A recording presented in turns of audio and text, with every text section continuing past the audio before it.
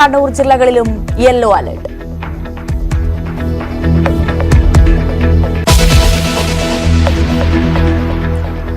വിശദമായ വാർത്തകൾ നോക്കാം. ത്യാഗസ്മരണയിൽ സംസ്ഥാനത്ത് ഇന്ന് ബലിപെരുന്നാൾ. മസ്ജിദുകളിൽ രാവിലെ പെരുന്നാൾ നമസ്കാരം നടക്കും. ഒമാൻ ഒഴികെയുള്ള ഗൾഫ് രാജ്യങ്ങളിൽ ഇന്നലെയായിരുന്നു ബലിപെരുന്നാൾ ആഘോഷം. ഗവർണർ ആരിഫ് മുഹമ്മദ് ഖാൻ, മുഖ്യമന്ത്രി പിണറായി വിജയൻ എന്നിവർ വിശ്വാസികൾക്ക് പെരുന്നാൾ ആശംസകൾ നേർന്നു.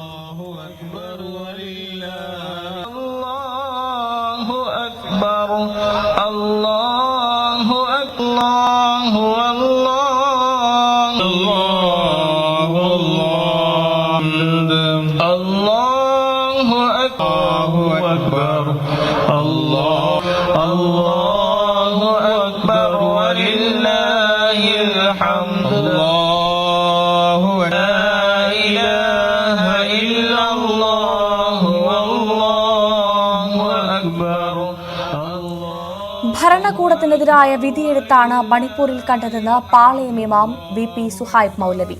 ഭരണകൂടം നിഷ്ക്രിയരായെന്നും പാളയം ഇമാം.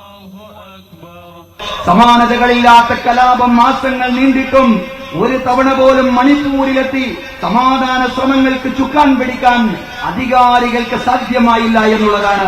വംശീയ പോരാട്ടം ആഭ്യന്തര യുദ്ധത്തിന് സമാനമായി വളർന്നിട്ടും ജനങ്ങളുടെ ജീവനും സ്വത്തിനും സംരക്ഷണം നൽകാൻ ബാധ്യസ്ഥരായ സംസ്ഥാനത്തെ സർക്കാരും അക്രമികളുടെ കൂടെ ചേർന്നു. സ്ത്രീകളെ നഗ്നരായി നടത്തിയപ്പോഴും കുട്ടികൾക്കെതിരെ കൊടിയ പീഡനങ്ങൾ അരങ്ങേറിയപ്പോഴും ഭരണകൂടം നിഷ്ക്രിയരായി. ഭരണകൂടത്തിന്റെ ഈ നിഷ്ക്രിയത്വത്തിനെതിരെ, ഭരണകൂടത്തിന്റെ നിശബ്ദതയ്ക്കെതിരെയുള്ള മണിപ്പൂർ നിവാസികളുടെ വിധിയെഴുത്താണ് പിന്നീട് നമ്മൾ കണ്ടത്. ചരിത്രത്തെ കാവ്യവൽക്കരിക്കാനുള്ള ശ്രമത്തിൽ നിന്ന് NCERT പിന്മാറണമെന്ന് പാളയം ഇമാം VP സുഹൈബ് മൗലവി. കുട്ടികളെ ശരിയായ ചരിത്രം പഠിപ്പിക്കണം. NCERTയിൽ നിന്ന് ബാബറി മസ്ജിദിന്റെ പേര് വെട്ടിമാറ്റി. ചരിത്രത്തെ വക്രീകരിക്കാനും വളച്ചൊടിക്കാനും ശ്രമിച്ചാൽ ഇന്നല്ലെങ്കിൽ നാളെ ഭാവി തലമുറ തിരിച്ചറിയുക തന്നെ ചെയ്യുമെന്നും പാളയം ഇമാം ഈദ് സന്ദേശത്തിൽ പറഞ്ഞു. ബാബരി മസ്ജിദ് തകർത്തെടുത്ത് ക്ഷേത്രം പണിത് അവിടെ യാതൊരു നേട്ടവും ഉണ്ടാക്കാൻ കഴിയില്ലെന്ന് ഒരു വശത്ത് നമ്മൾ പറയുമ്പോ, അതേ ബാബരി മസ്ജിദിന്റെ പേര് തന്നെ NCERTയുടെ പാഠപുസ്തകങ്ങളിൽ നിന്ന് വെട്ടിമാറ്റിയ പുതിയ വാർത്തകളാണ് ഇന്ന് നമ്മൾ വായിച്ചത്. ഏറ്റവും ലേറ്റസ്റ്റ് ആയിട്ടുള്ള വാർത്തയായിട്ട് നമ്മുടെ മുമ്പിലുള്ള കാര്യമാണ്. അതായത് ബാബരി മസ്ജിദിന്റെ പേര് തന്നെ NCERTയുടെ പാഠപുസ്തകത്തിൽ നിന്ന് വെട്ടിമാറ്റിയിരിക്കുന്നു.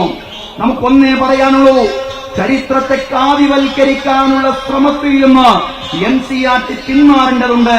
കുട്ടികളെ ശരിയായ ചരിത്രം പഠിപ്പിക്കണം. ശരിയായ ചരിത്രബോധമുള്ളവരായി നമ്മുടെ മക്കൾ മാറേണ്ടതുണ്ട്.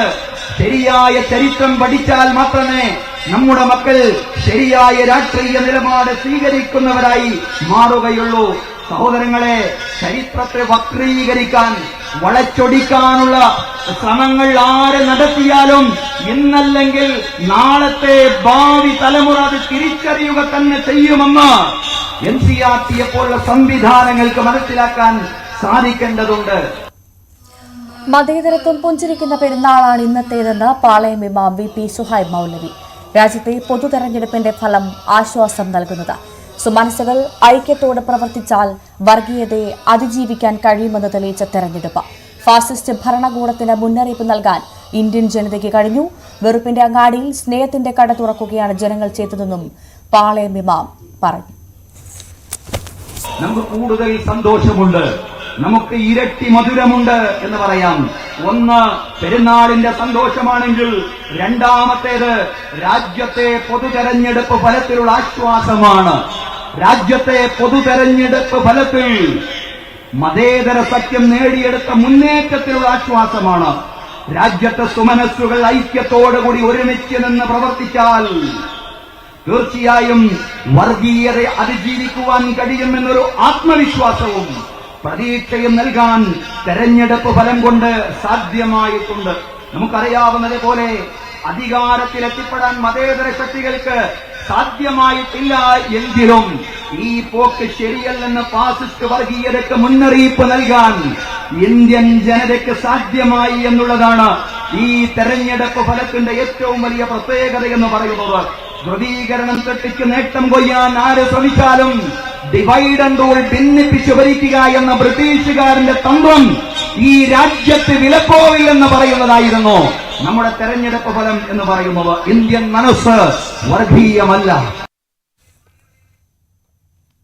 രാജ്യത്ത് ജാതി സെൻസസ് നടപ്പിലാക്കണമെന്ന് പാളയം ഇമാം VP സുഹൈബ് മൗലവി.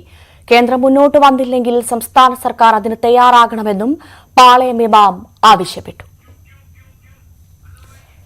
ന്യൂനപക്ഷ പ്രീണനം സർക്കാർ നടത്തുന്നുവെന്ന് പറയുന്നതിനെതിരെ പാളയം ഇമാം, വസ്തുതാവിരുദ്ധമായ കാര്യങ്ങൾ പല കോണുകളിൽ നിന്നും പല ആളുകളും പറയുന്നു. ഒരു നുണ 100 തവണ പറഞ്ഞാൽ അത് സത്യമാണെന്ന് ജനങ്ങൾ വിശ്വസിക്കുമെന്നും അദ്ദേഹം പറഞ്ഞു. MG മിഥുൻ നമുക്കൊപ്പം വിവരങ്ങളുമായി ചേരുന്നു. മിഥുൻ, ബലിപെരുന്നാളാണ്, ഈദ് സന്ദേശത്തിലാണ് ഇത്തരത്തിൽ രാഷ്ട്രീയമായ പരാമർശങ്ങൾ പാളയം ഇമാമിന്റെ ഭാഗത്തുനിന്നുണ്ടായത്. എന്തൊക്കെയാണ് പ്രധാനമായി അദ്ദേഹം പറഞ്ഞത്? ഭവ്യ ത്യാഗസ്മരണകൾ പങ്കുവെച്ച് വിശ്വാസികൾ ഇന്ന് ബലിപെരുന്നാൾ ആഘോഷിക്കുകയാണ്. ബലികർമ്മങ്ങൾ ഉൾപ്പെടെയുള്ള ചടങ്ങുകൾക്കൊപ്പം ബന്ധുവീടുകളിലെ സന്ദർശനവും സൗഹൃദവും പങ്കുവെക്കലുമൊക്കെയായി വിശ്വാസികൾ ഇപ്പോൾ ആഘോഷത്തിന്റെ നിലവിലാണ്. തിരുവനന്തപുരത്തെ ചന്ദ്രശേഖരൻ നായർ സ്റ്റേഡിയത്തിൽ വെച്ചായിരുന്നു ഈ ഒരു നമസ്കാര ചടങ്ങുകൾ നടന്നത്. രാവിലെ 7:30 ആയിരക്കണക്കിന് വിശ്വാസികളാണ് ചന്ദ്രശേഖരൻ നായർ സ്റ്റേഡിയത്തിലേക്ക് എത്തിയത്. പാളയം ഇമാം VP സുഹൈബ് മൗലവി നേതൃത്വം നൽകിയ ഒരു നമസ്കാര ചടങ്ങിന് അതിൽ ഈ ഒരു ഈദ് സന്ദേശത്തിൽ അദ്ദേഹം കൃത്യമായ രാഷ്ട്രീയങ്ങൾ പറഞ്ഞു എന്നുള്ളതാണ് ഏറ്റവും ശ്രദ്ധേയമായിട്ടുള്ള കാര്യം. അതിൽ ഏറ്റവും പ്രധാനപ്പെട്ടത് രാജ്യത്തെ പൊതുതെരഞ്ഞെടുപ്പിന്റെ ഫലം ആശ്വാസം നൽകുന്നതാണ്. ഒപ്പം തന്നെ രാജ്യത്തിന്റെ സുമനസ്സുകൾ ഐക്യത്തോടു കൂടി നിന്ന് പ്രവർത്തിച്ചാൽ വർഗീയതയെ അതിജീവിക്കാൻ കഴിയും എന്നും തെരഞ്ഞെടുപ്പ് ഫലം കൊണ്ട് സാധ്യമായിട്ടുണ്ട്. കൂടാതെ ഈ ഫാസിസ്റ്റ് ഭരണകൂടത്തിന് മുന്നറിയിപ്പ് നൽകാൻ ഇന്ത്യൻ ജനതയ്ക്ക് കഴിഞ്ഞു എന്നാണ് തെരഞ്ഞെടുപ്പ് ഫലം കൊണ്ട് ചൂണ്ടിക്കാണിക്കുന്നത്. കൂടാതെ കർഷക രോഷം, അടിസ്ഥാന സൗകര്യമില്ലായ്മ, തൊഴിലില്ലായ്മ ഇതിനെതിരെയുള്ള തെരഞ്ഞെടുപ്പായിരുന്നു ഇപ്പോൾ നടക്കുകയും ചെയ്തത്. കൂടാതെ അയോധ്യ നിർമ്മിച്ച സ്ഥലത്ത് പോലും പരാജയമേറ്റ് ഇറങ്ങേണ്ടി വന്ന എന്ന പരാമർശം കൂടി പാളയം ഇമാമിന്റെ ഭാഗത്തുനിന്ന് വരികയും ചെയ്യുന്നു എന്നുള്ളത് തന്നെയാണ് ഏറ്റവും ശ്രദ്ധേയമായിട്ടുള്ള കാര്യം. മറ്റൊരു പ്രധാനപ്പെട്ട കാര്യം പറഞ്ഞത് ഈ ഒരു ചരിത്രത്തെ, അതായത് ഈ NCERTയിൽ നിന്ന് ബാബരി മസ്ജിദിന്റെ പേര് വെട്ടിമാറ്റിയതിനെതിരെ കൂടി അദ്ദേഹം രംഗത്ത് വന്നു. വർഗീയ അജണ്ട ആരും മുന്നോട്ട് വെച്ചാലും അത് നടക്കില്ല എന്ന് പറഞ്ഞുകൊണ്ടാണ് ചരിത്രത്തെ കാൽവൽക്കരിക്കാനുള്ള ശ്രമത്തിൽ നിന്ന് NCERT പിന്മാറണമെന്ന് അദ്ദേഹം ആവശ്യപ്പെട്ടത്. കാരണം കുട്ടികളെ ശരിയായിട്ടുള്ള ചരിത്രം പഠിപ്പിക്കണം. അവർ ശരിയായ രീതിയിൽ മുന്നോട്ട് പോകണമെങ്കിൽ ചരിത്രം കൃത്യമായവരെ പഠിപ്പിക്കണം. ഇത്തരത്തിൽ അത് വെട്ടിമാറ്റിക്കൊണ്ട് ചരിത്രത്തെ വക്രീകരിക്കാനും വളച്ചൊടിക്കാനും ശ്രമിച്ചാൽ എന്നല്ലെങ്കിൽ നാളത്തെ ഭാവി തലമുറ ഇത് തിരിച്ചറിയുക തന്നെ ചെയ്യുമെന്നും പാളയം ചൂണ്ടിക്കാണിക്കുകയും ചെയ്യുന്നു. കൂടാതെ തന്നെ മണിപ്പൂർ വിഷയം അത് ഇതവണ അദ്ദേഹം ഉയർത്തിക്കാണിക്കുന്നു എന്നുള്ളതാണ് മറ്റൊരു പ്രധാനപ്പെട്ട കാര്യം. മാസങ്ങൾ നീണ്ട കലാപം നടന്നിട്ടും മണിപ്പൂരിലെത്തി സമാധാനം സ്ഥാപിക്കാൻ അധികാരികൾക്ക് കഴിഞ്ഞില്ല.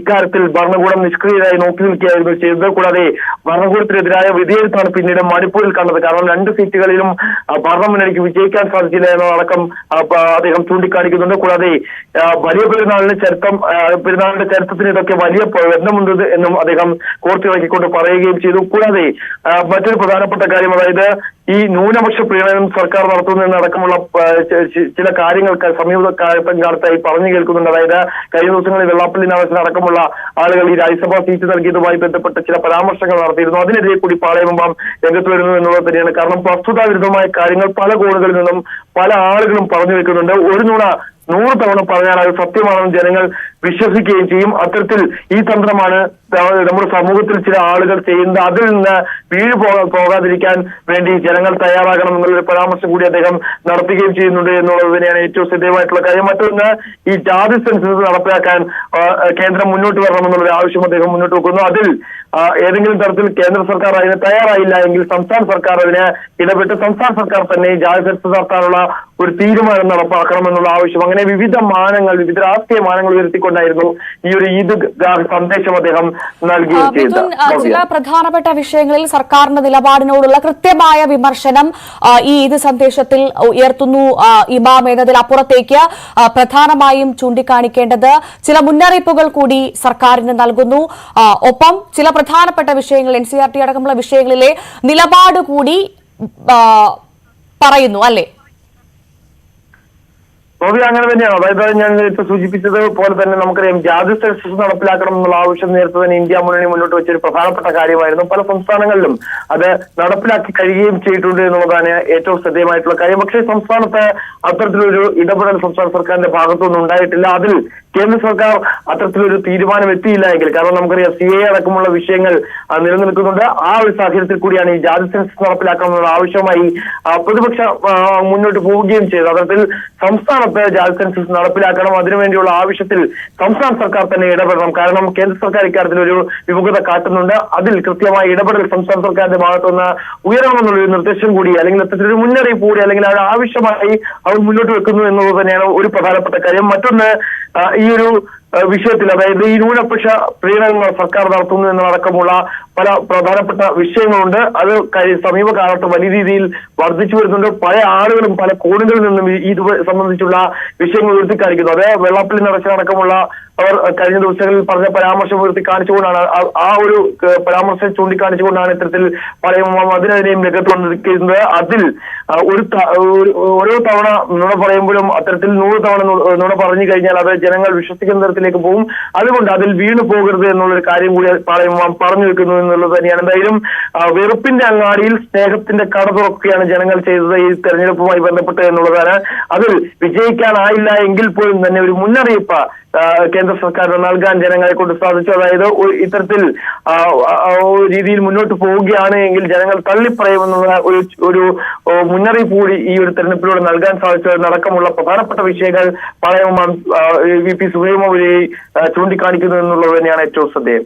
തീർച്ചയായും അത് തന്നെയാണ്. വ്യക്തമായ രാഷ്ട്രീയം പറഞ്ഞുകൊണ്ടാണ് ഇത് സന്ദേശം പാളയം ഇമാം നൽകിയത്. കൃത്യമായ രാഷ്ട്രീയം, ഒപ്പം കേന്ദ്ര സർക്കാരിനുള്ള ഒരു മുന്നറിയിപ്പ് കൂടിയാണ് ഈ സന്ദേശത്തിൽ പറയുന്നത്. ഒരിക്കൽ കൂടി ന്യൂസ് 8ന്റെ എല്ലാ പ്രേക്ഷകർക്കും ബലിപെരുന്നാൾ ആശംസകൾ നേരുകയാണ്. ഇനി ഏറെ ത്യജിച്ചും സൃഷ്ടാവിൽ സമർപ്പിച്ചും മോക്ഷം പ്രാപിക്കാനുള്ള പ്രതിജ്ഞ പുതുക്കുന്ന മാനവ ഐക്യത്തിന്റെ ആഘോഷമാണ് ബലിപെരുന്നാളെന്ന് പാണക്കാട് സയ്യിദ് സാദിഖ് അലി ശിഹാബ് തങ്ങൾ. അഹന്തയെ ദൂരെയെറിഞ്ഞ് അപരന്റെ സങ്കടങ്ങളെ നെഞ്ചേറ്റി സാന്ത്വനം പകരാനും അവരെ ചേർത്ത് പിടിക്കാനും നമുക്ക് കഴിയണം. ത്യാഗത്തിലൂടെയും സമർപ്പണത്തിലൂടെയും പരമമായ വിജയതീരത്തേക്ക് അടുക്കുവാനുള്ള വിശുദ്ധ ദിനങ്ങൾ സ്നേഹ കൈമാറ്റത്തിലൂടെയും അപര സാന്ത്വനത്തിലൂടെയും ധന്യമാക്കണമെന്നും തങ്ങൾ പറഞ്ഞു. ബലിപെരുന്നാളിൽ നമുക്ക് സന്തോഷിക്കാം. അള്ളാഹു നമുക്ക് സന്തോഷത്തിന് നൽകിയ 2 പെരുന്നാളുകളാണ്, ചെറിയ പെരുന്നാളും വലിയ പെരുന്നാളും. നമ്മുടെ ആഘോഷത്തിന് വേണ്ടി അള്ളാഹു നൽകിയിട്ടുള്ളതാണ് എന്ന് റസൂൽ കരീം സല്ലല്ലാഹു അലൈഹി വസല്ലം പഠിപ്പിക്കുന്നു. ആ ബലിപെരുന്നാളിൽ നമുക്ക് സന്തോഷിക്കാം. ബലിപെരുന്നാളിനോടനുബന്ധിച്ച് പ്രവാസി വ്യവസായിയായ മലപ്പുറം കോഡൂരിലെ ഡോക്ടർ KT വഹീബുള്ള ഭക്ഷ്യക്കിറ്റുകൾ വിതരണം ചെയ്തു. ഗ്രാമനിവാസികൾക്കായി ആയിരക്കണക്കിന് ഭക്ഷ്യക്കിറ്റുകളാണ് അദ്ദേഹം പെരുന്നാൾ സമ്മാനമായി വിതരണം ചെയ്തത്.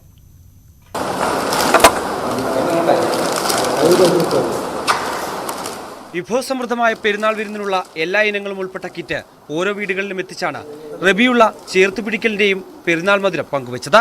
മതേതരത്വവും സ്നേഹവും സാഹോദര്യവും കാത്തുസൂക്ഷിക്കാൻ മനുഷ്യൻ എക്കാലത്തും പ്രതിജ്ഞാബദ്ധനാണെന്ന സന്ദേശമാണ് പെരുന്നാളിനും ഓണത്തിനുമൊക്കെ ഇദ്ദേഹം നൽകുന്ന ഭക്ഷ്യക്കിറ്റുകൾ ഓർമ്മപ്പെടുന്നത്. മതഭേദമന്യേ കോഡൂർ ഗ്രാമത്തിലെ വീടുകളിൽ പതിവ് തെറ്റാതെ ഇത്തവണയും KT റബിയുള്ളയുടെ പെരുന്നാൾ സമ്മാനമെത്തി. കഴിഞ്ഞ 25 വർഷത്തിലേറെയായി റബിയുള്ള ഈ പെരുന്നാൾ സമ്മാനം നൽകി വരുന്നുണ്ട്.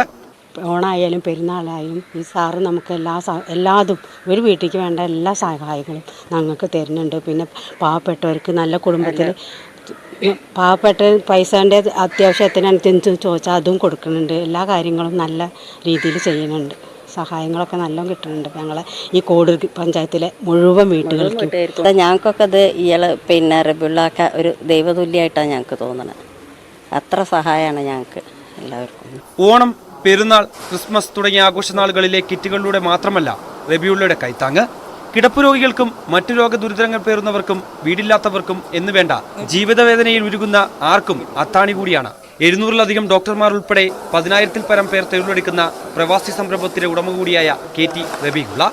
21 വർഷമായി ആരംഭിച്ചതാണ് ഇന്നും നൽകി വരുന്നത്. അത് എൻ്റെ മരണം വരെ ഞാൻ നൽകുന്നതാണ്. മറ്റുള്ളവരുടെ സങ്കടങ്ങൾക്കും പ്രയാസങ്ങൾക്കും തന്നാലാവും വിധത്തിൽ പരിഹാരം കണ്ടെത്തുക എന്ന ദൗത്യം കൂടിയാണ് റബീഹുള്ള ലക്ഷ്യമിടുന്നത്. ന്യൂസ് 18 മലപ്പുറം. അതിശയിപ്പിക്കുന്ന ഉച്ചാരണ ശുദ്ധിയോടെ ഖുർആനിലെ ഫാത്തിഹ സൂറത്ത് പാരായണം ചെയ്യുന്ന ഇന്ദുലേഖയെ പരിചയപ്പെടാം.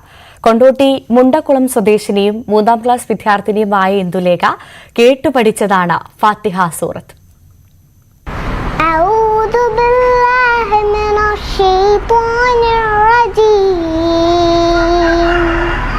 Bismillahirrahmanirrahim. Alhamdulillahi rabbil alamin.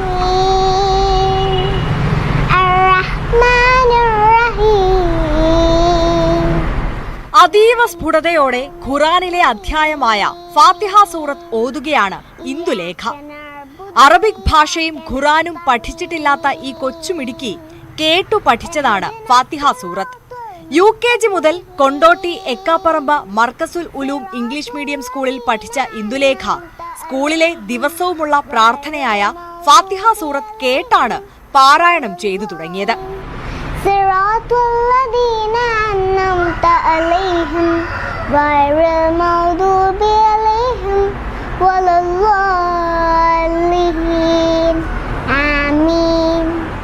രണ്ടാം ക്ലാസ്സിൽ പഠിക്കുമ്പോൾ സ്കൂളിലെ അധ്യാപകനായ അസ്ഹർ ഇന്ദുലേഖ പാരായണം ചെയ്യുന്ന വീഡിയോ അയച്ചു കൊടുത്തപ്പോഴാണ് മകളുടെ ഈ കഴിവ് തിരിച്ചറിഞ്ഞതെന്ന് അമ്മ പറയുന്നു. ഇപ്പോൾ 3ാം ക്ലാസ്സിലാണ് ഇന്ദുലേഖ. ഫാത്തിഹയിൽ വെച്ചിട്ടാണ് അവിടുത്തെ പ്രെയർ സ്റ്റാർട്ട് ചെയ്യുന്നത്. അതിനുശേഷം കൊയറായിട്ട് നമ്മൾ സാധാരണ സ്കൂളുകളിലൊക്കെ ഗവൺമെൻറ് സ്കൂളുകളിലൊക്കെ ചൊല്ലുന്ന പ്രാർത്ഥനയുണ്ടാവും, മലയാളത്തിലുള്ള പ്രാർത്ഥനയുണ്ടായിരിക്കും. അപ്പോൾ ഈ ഫാത്തിഹ ആദ്യം കേൾക്കുന്നത് കൊണ്ട് തന്നെ അവൾക്ക് ഇതിനോടൊരു താല്പര്യം കൂടി. ഇപ്പോൾ ഒരു 2-3 വർഷമായിട്ട് അവളത് കേട്ടുകൊണ്ടേ ഇരിക്കുകയാണ്. പോരാത്തതിന് നമുക്ക് പാരൻസിന് അറബിക്കിനോട് വലിയ താല്പര്യമുണ്ട്. പഠിച്ചാൽ കൊള്ളാം എന്ന് തോന്നിയിട്ടുണ്ട് പല അവസരങ്ങളിലും. ഇപ്പോൾ ഏതൊരു ഭാഷയാണെങ്കിലും പഠിക്കുന്നത് നല്ലതാണല്ലോ, ഒരു അസറ്റാണ്.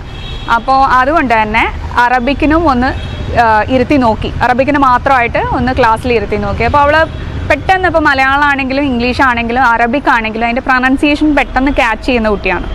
പോരാത്തതിന് അഡീഷണൽ ആയിട്ട് അവൾക്ക് മ്യൂസിക്കിലും വലിയ താല്പര്യമാണ്. അപ്പോൾ ഇതിൻ്റെ വളരെ നല്ല ട്യൂണിലാണ് ഈ ഫാത്തിഹ മോർണിംഗിൽ കേൾക്കാം. അപ്പോൾ കേട്ടുകൊണ്ടിരിക്കുക അവൾ ക്രമേണ ഇത് പഠിച്ചു തുടങ്ങി. ചില സമയത്ത് പല സമയങ്ങളിലും അവൾ വീട്ടിൽ നിന്ന് ഇത് ഇങ്ങനെ ചൊല്ലിക്കൊണ്ടിരിക്കും. അധ്യാപികയായ അമ്മ വർഷയും സ്വകാര്യ കമ്പനി ജീവനക്കാരനായ അച്ഛൻ ഷിജുവും കലാകാരാണ്. അമ്മ വർഷ സംഗീതത്തിലും ഷിജു അനുകരണ കലയിലുമാണ് ശ്രദ്ധേയർ. സംഗീതം ഇഷ്ടമുള്ള ഇന്ദുലേഖ 2.5 വയസ്സ് മുതൽ മാതാപിതാക്കൾക്കൊപ്പം പാടാൻ ആരംഭിച്ചിരുന്നു. ഏതു ഭാഷയും അനായാസം മനസ്സിലാക്കുന്ന ഇന്ദുലേഖയ്ക്കും അച്ഛനമ്മമാർക്കും അറബിക് ഭാഷയോടാണ് താല്പര്യം. ന്യൂസ് 18 തിരൂർ. ഇന്ദുലേഖ എന്തായാലും ഒരു കൊച്ചു മിടുക്കി തന്നെയല്ലേ. നമുക്ക് വളരെ വേഗം മറ്റ് പ്രധാനപ്പെട്ട ചില വാർത്തകളിലേക്ക് എത്തണം ഇടവേളയ്ക്ക് ശേഷം.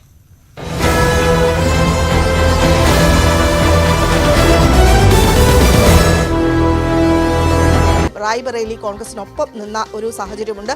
അതുകൊണ്ട് ഈ മണ്ഡലത്തെ കൂടെ നിർത്തുക എന്നായിരിക്കും കോൺഗ്രസിന്റെ ഒരു തീരുമാനം എന്നാണ് അറിയുന്നത്. ഏതായാലും തെരഞ്ഞെടുപ്പ് കഴിഞ്ഞ് ഏത് മണ്ഡലമാണ് നിലനിർത്തുക എന്ന കാര്യത്തിൽ ഒരു വ്യക്തത വരണം എന്ന് നേരത്തെ തന്നെ എന്ന ഒരു ചട്ടമുണ്ട്. ആ ചട്ടത്തിന്റെ ഭാഗമായി ഇന്ന് ഇക്കാര്യത്തിൽ തീരുമാനം ഉണ്ടാകും എന്നാണ് കരുതുന്നത്. ഒപ്പം വയനാട്ടിലേക്ക് വരികയാണെങ്കിൽ പ്രതിസന്ധി ഘട്ടത്തിൽ, അതായത് വിജയിക്കുമോ എന്ന ഒരു സംശയമുണ്ടായ ഘട്ടത്തിലാണ് വയനാട്ടിലേക്ക് രാഹുൽ ഗാന്ധി എത്തുന്നതും അവിടെ ഒരു വികാരപരമായ ബന്ധം വയനാടിനോട് ഉണ്ടാവുകയും ചെയ്തിരിക്കുന്നത്. ആദ്യഘട്ടത്തിൽ വന്നപ്പോൾ രാഹുൽ ഗാന്ധിക്ക് മികച്ച വിജയം തന്നെ രാഹുൽ ഇവിടെ വലിയ തോതിലുള്ള ഭൂരിപക്ഷത്തോടു കൂടിയാണ് വയനാട്ടിൽ നിന്ന് വിജയിച്ച് കയറാൻ സാധിച്ചത്. 2ാം തവണ അത്തരത്തിലുള്ള ഒരു ഭൂരിപക്ഷത്തിലേക്ക് കടന്നില്ല എങ്കിലും വയനാട്ടുകാരുടെ ജനഹൃദയങ്ങളിൽ ഇപ്പോഴും രാഹുൽ ഗാന്ധി ഉണ്ട് എന്ന് തന്നെ നമുക്ക് പറയാം. ഏതായാലും വയനാട്ടിൽ നിന്ന് രാഹുൽ ഗാന്ധി പോവുകയാണെങ്കിൽ പകരം ആരെ നൽകും എന്ന ഒരു ചോദ്യം കൂടെ അവശേഷിക്കുന്നു. അങ്ങനെയാണെങ്കിൽ ആദ്യമായ ഒരു പോരാട്ടത്തിന് പ്രിയങ്ക ഗാന്ധി വയനാട്ടിലെത്തുമോ എന്നാണ് ഏവരും ഉറ്റുനോക്കുന്നത്. വയനാട്ടിലേക്ക് പ്രിയങ്ക ഗാന്ധി എത്തുമോ? അങ്ങനെ ചില സൂചനകൾ കൂടെ കോൺഗ്രസ് നേതാക്കളുടെ ഭാഗത്തു നിന്ന് ഉണ്ടായിരുന്നു. ആ രീതിയിലുള്ള കാര്യങ്ങൾ അങ്ങനെ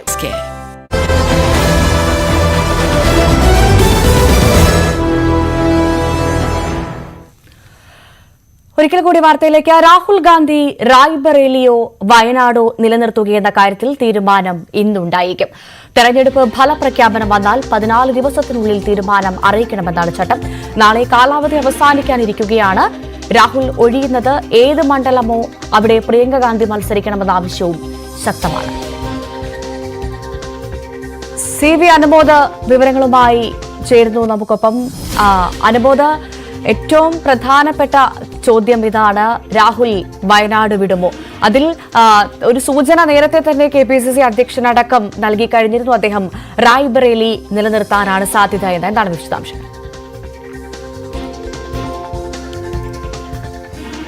ഭവ്യ, നമുക്കറിയാം രാഹുൽ ഗാന്ധി കഴിഞ്ഞ ദിവസം വയനാട് സന്ദർശനത്തിന് എത്തിയപ്പോൾ തന്നെ അദ്ദേഹത്തിന്റെ ഭാഗത്തു നിന്നും ഇക്കാര്യത്തിലൊരു വ്യക്തത കൈവരുമെന്ന പ്രതീക്ഷ ഉണ്ടായിരുന്നു. കൽപ്പറ്റയിൽ നടന്ന പൊതുയോഗത്തിൽ KPCC അധ്യക്ഷൻ K. സുധാകരൻ തന്നെ റായ്ബറേലി ആയിരിക്കും രാഹുൽ ഗാന്ധി നിലനിർത്തുക എന്ന് പരസ്യമായി രാഹുലിന്റെ സാന്നിധ്യത്തിൽ തന്നെ പ്രസ്താവിക്കുകയും ചെയ്തു. കാരണം ദേശീയ രാഷ്ട്രീയത്തിൽ കൂടുതൽ ശ്രദ്ധ നൽകി പ്രവർത്തനം റായ്ബറേലി കേന്ദ്രീകരിച്ച് നടത്താനാണ് AICC രാഹുലിനോട് നിർദ്ദേശിച്ചിരിക്കുന്നത്. രാഹുലിന് അത് പാലിക്കേണ്ടി വരും, അത് അംഗീകരിക്കേണ്ടി വരും. വ്യക്തിപരമായ രാഹുൽ ഗാന്ധിക്ക് വയനാടിനോട് വലിയ വികാരപരമായ ബന്ധമുണ്ട്, വൈകാരികമായ ബന്ധമുണ്ട്, അടുപ്പമുണ്ട്. അദ്ദേഹത്തിന്റെ പ്രസംഗങ്ങളൊക്കെ തന്നെ അത് കേന്ദ്രീകരിച്ചു തന്നെയായിരുന്നു. കാരണം പ്രതിസന്ധി ഘട്ടങ്ങളിലൊക്കെ വയനാട്ടുകാർ തന്റെ കൂടെ നിന്നു, തനിക്കൊപ്പം നിന്നു എന്ന് അദ്ദേഹം ആവർത്തിക്കുന്നുണ്ടായിരുന്നു. പക്ഷേ ഈ ഒരു കാര്യത്തിൽ ഏത് മണ്ഡലം എന്ന കാര്യത്തിൽ അദ്ദേഹം ഒന്നും മറുപടി പറഞ്ഞിരുന്നില്ല. റായ്ബറേലിയോ വയനാടോ താൻ എന്ത് തീരുമാനമെടുത്താലും രണ്ട് മണ്ഡലത്തിലെ വോട്ടർമാർക്കും അതിൽ സന്തോഷമുണ്ടാക്കുമെന്നായിരുന്നു അദ്ദേഹം പറഞ്ഞിരുന്നത്. ഇനിയിപ്പോൾ ഇന്നോ നാളെയോ അദ്ദേഹത്തിന്റെ വയനാട് ഒഴിയുമെന്ന പ്രസ്താവന പുറത്തു വരുന്ന സാഹചര്യത്തിൽ വയനാട് ആരാകും പകരം ഉണ്ടാവുക എന്ന ചോദ്യമാണ് ഉയരുന്നത്. രാഹുൽ ഗാന്ധി അല്ലെങ്കിൽ പ്രിയങ്ക ഗാന്ധി എന്ന നിർദ്ദേശമാണ്, ആവശ്യമാണ് ഇവിടെ നിന്നും, വയനാട്ടിൽ നിന്നും അതേപോലെ കേരളത്തിൽ നിന്നും കോൺഗ്രസിന്റെ ഭാഗത്തു നിന്നും ശക്തമായിട്ട് തന്നെ ഉയരുന്നത്. അതിന് പ്രധാനപ്പെട്ട ഒരു കാരണം പ്രിയങ്ക ഗാന്ധി ആണെങ്കിൽ അത് ദേശീയ തലത്തിൽ കൂടി കോൺഗ്രസിന് കരുത്ത് നൽകുന്ന ഒന്നാകും. ഉത്തരേന്ത്യയിൽ രാഹുൽ ഗാന്ധിയും ദക്ഷിണേന്ത്യയിൽ പ്രിയങ്ക ഗാന്ധിയും സജീവമായിട്ട് പ്രവർത്തിക്കുന്നു എന്നത് ഒരു കോൺഗ്രസിന്റെ മെഷീനറിയെ തന്നെ ചലിപ്പിക്കുന്ന ഒരു കാര്യമാകും. അതിലുപരിയായിട്ട് രാഹുലിന് പകരം പ്രിയങ്ക വന്നില്ലെങ്കിൽ കേരളത്തിൽ കോൺഗ്രസിന് നൽകുന്ന വലിയൊരു തലവേദന ആരെ പകരം സ്ഥാനാർത്ഥിയാക്കും എന്നുള്ളതാണ്. K. മുരളീധരന്റെ പേര് സജീവമായി പറഞ്ഞു കേൾക്കുന്നുണ്ട്. പക്ഷെ അദ്ദേഹം താല്പര്യമില്ലാതെ പറഞ്ഞു മാറി നിൽക്കുകയാണ്. അതേസമയം ഈ ഒരു സ്ഥാനാർത്ഥി ഈ വയനാട്ടിലേക്ക് പരിഗണിക്കണം എന്നാവശ്യപ്പെട്ട് മുസ്ലിം മതസംഘടനകളും ക്രൈസ്തവ സംഘടനകളും കോൺഗ്രസിൽ സമ്മർദ്ദം ചെലുത്തുന്നുണ്ട്. MM ഹസൻ തുടങ്ങി മുൻനിര നേതാക്കളൊക്കെ തന്നെ ഈ ഒരു ആവശ്യത്തിന് വേണ്ടി ഇപ്പോൾ തന്നെ നേതൃത്വത്തിൽ സമ്മർദ്ദം ചെലുത്തുന്ന ഒരു സാഹചര്യമുണ്ട്. അപ്പോൾ കോൺഗ്രസിനെ സംബന്ധിച്ച് അത് വലിയ ഒരു തലവേദന തീർക്കുന്ന കാര്യമാണ്. അപ്പോൾ പ്രിയങ്ക ഗാന്ധി വരികയാണെങ്കിൽ ഈ പ്രശ്നങ്ങളൊന്നും തന്നെ കേരളത്തിലെ കോൺഗ്രസ് നേതൃത്വത്തിന് ബാധിക്കുന്ന കാര്യമാകില്ല. മാത്രമല്ല ദേശീയ തലത്തിൽ കൂടി അത് ഒരു ഉണർവ് നൽകുന്ന, അല്ലെങ്കിൽ പ്രിയങ്കയുടെ സാന്നിധ്യം കൂടി ഒരു വലിയ ഉണർവ് നൽകുന്ന കാര്യമാകുമെന്ന പ്രതീക്ഷയാണ് കേരളത്തിലെ കോൺഗ്രസ് നേതാക്കൾ പങ്കുവയ്ക്കുന്നത്. എന്നാണെങ്കിൽ രാഹുലിന്റെ തീരുമാനമാണ് അതിൽ പ്രധാനം. രാഹുൽ വയനാട് എത്രയും പ്രിയപ്പെട്ട സ്ഥലമാണ്, വൈകാരിക അടുപ്പമുള്ള സ്ഥലമാണ് എന്നൊക്കെ പറയുമ്പോഴും അദ്ദേഹം വയനാട് ഒഴിയാൻ തന്നെയാണ് സാധ്യത.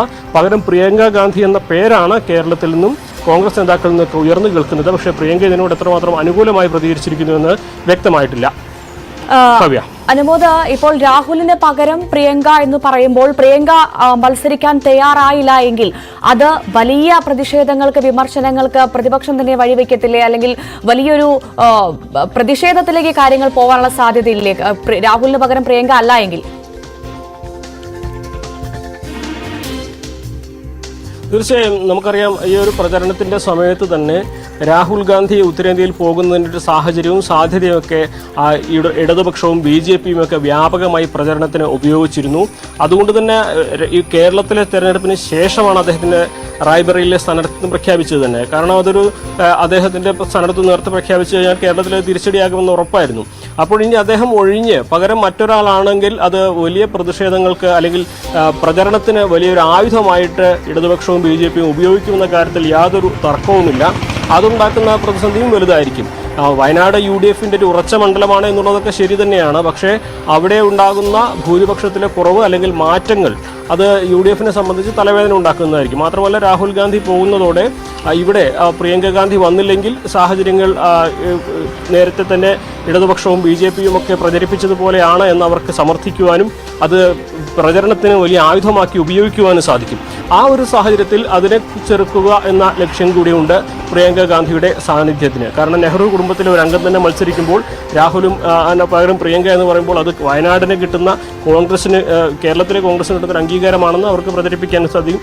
അതിന് പുറമെ ഇടതുപക്ഷത്തിൻ്റെയും BJPയുടെയും പ്രചരണത്തെ ചെറുക്കുവാനും സാധിക്കും. പക്ഷേ ഇതിനോട് പ്രിയങ്ക ഗാന്ധി അനുകൂലമായിട്ട് പ്രതികരിച്ചിട്ടില്ല എന്നുള്ളതാണ് ഈ ഒരു ഘട്ടത്തിൽ കോൺഗ്രസിനെ ഇക്കാര്യത്തിൽ ഒരു അനിശ്ചിതത്വത്തിലാക്കി നിർത്തുന്നത്. തീർച്ചയായും. അനുമോദം, ഒറ്റ കാര്യം കൂടി, അതായത് ഇപ്പോൾ തനിക്ക് വീടില്ലാത്ത സമയത്ത് ഞങ്ങളുടെ വീടുകൾ രാഹുൽ ഗാന്ധിയുടെ വീടാണ് എന്ന് പറഞ്ഞ് അദ്ദേഹത്തെ ചേർത്ത് നിർത്തിയ ആളുകളാണ് വയനാട്ടുകാർ. അപ്പോൾ ആ വയനാടിനെ രാഹുൽ വിടുകയാണെങ്കിൽ അത് ഏത് തരത്തിലുള്ള പ്രതികരണത്തിലേക്ക് കാര്യങ്ങൾ പോകും? നമ്മുടെ സാധാരണക്കാരെന്താണ് പറയുന്നത്?